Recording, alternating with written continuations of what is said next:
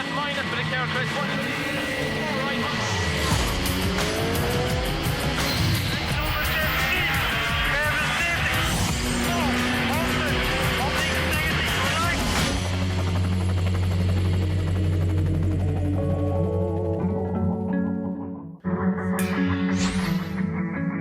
Hello and welcome to round 7 of the 2011 Intercontinental Rally Challenge, the Barun Czech Rally Zlin. The battle for the driver's crown takes another twist as the series returns to asphalt. Based in the industrial city of Zlin in the southeast of the Czech Republic, the rally has appeared on the IRC schedule since 2007 and takes place this year for the 41st time. Whilst the Central European weather in August is characterised by sun and warm temperatures, rain is a frequent hazard on the event and made last year's event extremely tricky. Chunks of the route run under tree cover, grip levels can be unpredictable, and the situation is made more complex by extensive corner cutting. So Barun Czech Rally Zlin is held in the Zlin region, southeastern Moravia, Czech Republic on the Drevnice River. 305 kilometres south of Prague, the development of the modern city is closely connected to the Barta Shoes Company. Due to Barta's managerial excellence, Zlin became famous for the company's extraordinary social scheme, which was developed after the First World War. Two leading sports in the Czech Republic are football and ice hockey, but this weekend all eyes will be focused on Skoda.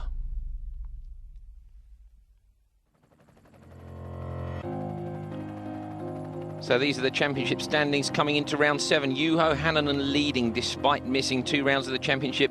His teammate Kopecky and fellow Skoda driver Freddie Loix bringing up 3rd position there with 70 points. Further down we can see Guy Wilkes and Andreas Mikkelsen have suffered miserable luck through the season. The 2 UK-backed drivers having punctures on various different events and just not getting the clean run which they need to get to the front of the championship. In the manufacturers, Skoda leading with 232 points and Peugeot chasing hard, a concerted effort with Neuville, Bouffier and Wilkes. And towards the end of the points table, Proton 17 points, the lowest of the S2000 runners, hoping for a change of luck here in Zlin as well. So day 1, super special stage. And then day 2 on for a group of stages repeated twice. And an incredible atmosphere in Zlin, as always, for the super special stage. Run over 3 laps in the city centre over cobbled surfaces and even a railway crossing. The fans come out in their thousands. A very hot run of weather up to the start meant it was 24 degrees C even at 10 o'clock at night, and even hotter in the cars. So it was a great result for Skoda at home after special stage 1 with the top 4 lockout. Championship leader Hänninen quickest with 7:03.4, followed by Skoda UK's Andreas Mikkelsen, just 5/10 down. Jan Kopecky, local hero, 3rd, just 1.1 seconds behind Hänninen, and Belgian Freddie Loix in 4th, 2.2 seconds behind the Flying Finn. The Peugeots were chasing the Skodas hard, and Peugeot UK's Guy Wilkes was the quickest of the French team in 4th place.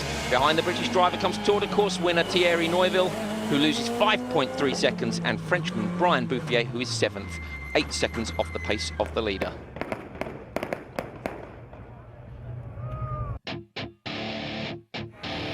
Day 2 dawned hot and sunny with temperatures at 25 degrees by 9:30 in the morning. Over there that you avoid the punctures because it's so rough sometimes. What will be your strategy here? I haven't seen it yet.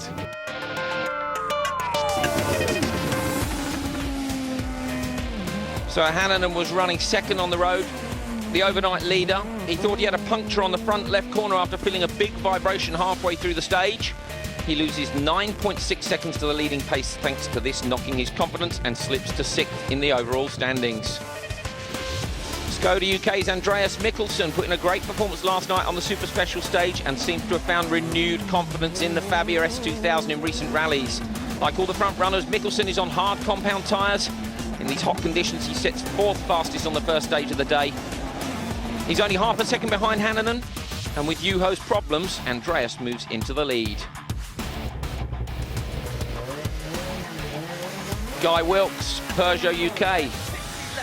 He's hot on Mikkelsen's heels.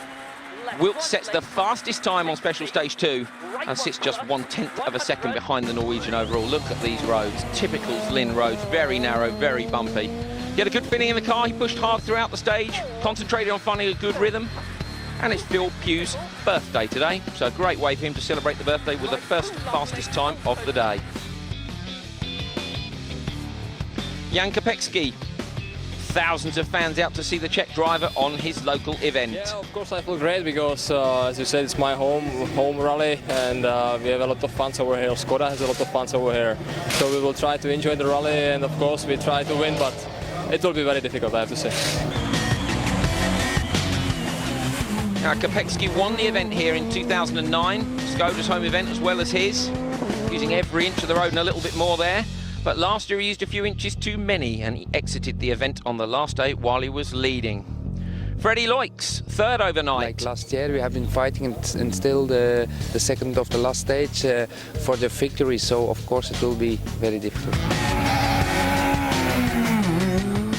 He was only 2.2 seconds down on the lead. He starts today with a third place on special stage 2, just 1.9 seconds off the pace over the 9-kilometre stage. He won a time at Rally in Belgium recently, so he is match fit. On to special stage 3 then. 12.95 kilometres of Pindula. 70% of the route this year is different to last. Stages being run in opposite directions. Kopecky said his performance on the previous stage was only okay. It was excellent in this one. He wins the stage with a time 2.3 seconds faster than anyone else, and in doing so moves from third to first in the overall standings. No doubt pleasing the Czech fans lining the stages.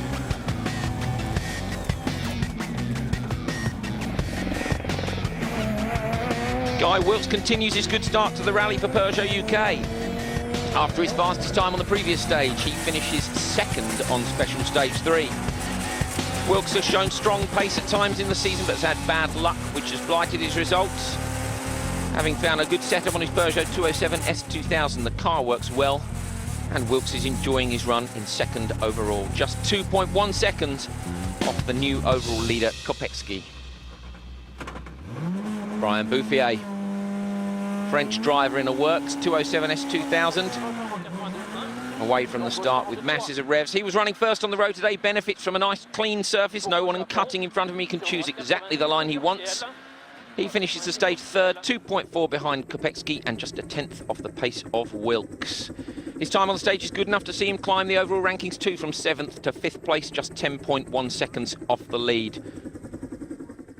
He says, as always, I arrived here with a big amount of motivation. I need to score big points for the championship. I like this rally. I hope it will all be fine for us. Have a good car. Let's attack.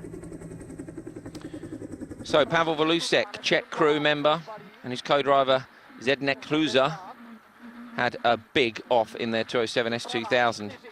Hruza had said that they were fighting hard, and you can see the impact there, absolutely incredible. Rear end of the car sliding around, they've been struggling, and they hit the tree at 100 kilometres an hour. Watch this, rear end of the car goes. He manages to get hold of it, but unfortunately as the grip comes back, fires it into the tree. Enormous impact. Broken left arm for Volusek and cuts to his right, but really getting off lightly for such an enormous shunt. So Jan Kopecky, special stage 4, it's the longest stage of the rally, Trojac at 28.69 kilometres. Kopecky wins his second stage in succession to hold on to a lead of 2.5 seconds. Whilst it was Wilkes who lay in second at the start of the stage, it's now Andreas Mikkelsen who challenges. After nearly 30 kilometres of flat-out driving, Mikkelsen finished the stage just 0.1 of a second behind Kopecky and moves into second overall. Brian Bouffier isn't very happy. He spins on a gravel section, you can see here. Manages to spin the car around quite quickly and not lose too much time though. It's in the long stage, I span. It was far from being a disaster, but I lost 4 to 6 seconds in the matter. I could get back in the right direction quite quickly, and hopefully my performance in that stage was not so bad. Had a good first loop, to be honest. So despite that loss of time, Bouffier moves up to 4th overall thanks to a not great performance from other crews around him in the overall classification.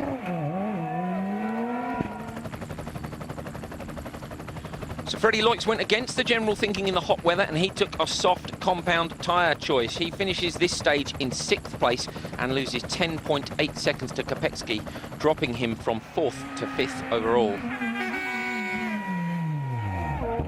At 15.8 seconds from the #1 spot, Fast Freddy's tyre choice leaves the Belgian with some work to do, but you can't count him out based on his recent form on tar. Second to Hannanen in the list of overall winners in the IRC. Now, Guy Wilkes and Phil Pugh's luck deserted them again in the Peugeot UK 207S 2000. They got a rear left puncture after a very fast cut over a crest. Big spin, high speed. He'd stiffened the car and he said it wasn't right. Stage, we just very fast section, we were going really good. According to the splits, we were right there with Jan. And very fast right-hander over crest. The car was going light and then it was landing in the corner. And we had a big slide. I don't know if we pushed the tyre off the rim or in the slide we hit something with the sidewall and we got a puncture, but definitely sometime then we picked up the puncture and we had to drive 2 kilometres, maybe 2.5 kilometres to the finish. With only one spare for the loop, Wilkes has another stage to do before service. So here we are, overall classification. Kopecky leading from Mikkelsen by 2.5. Wilkes, Bouffier and Loix, with Hannanen in 6th, Neuville 7th, Cresta, Gardemeister and Anderson in the Proton, showing strongly in 10th position overall. So after the break then, join us for more action from the first day of the Barun Czech Rally Zlin.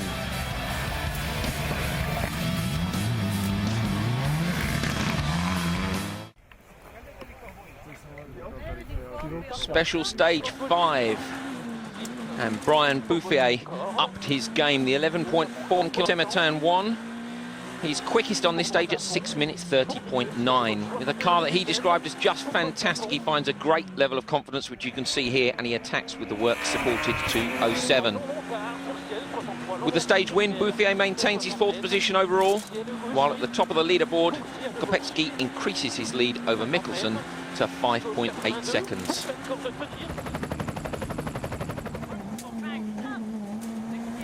Freddie Loix has this final stage to run on his soft tyres before service and is now seriously struggling for grip in the Skoda.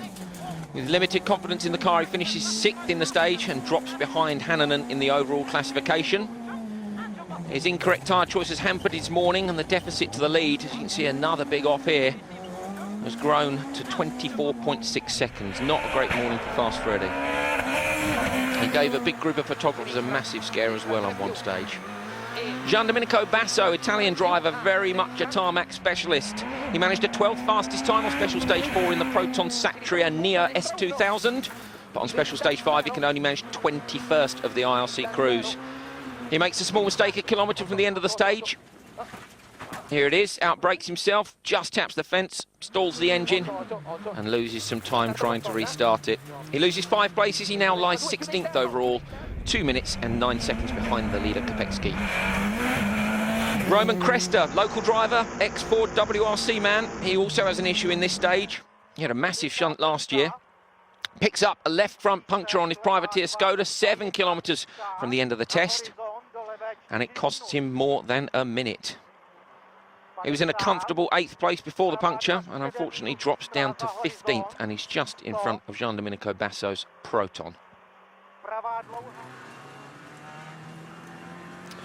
Fumio Natahara, Japanese driver, he was continuing the development of the Subaru Impreza R4 in Zlin, but on special stage 5 he loses control of the car and spins off the road and out of the rally.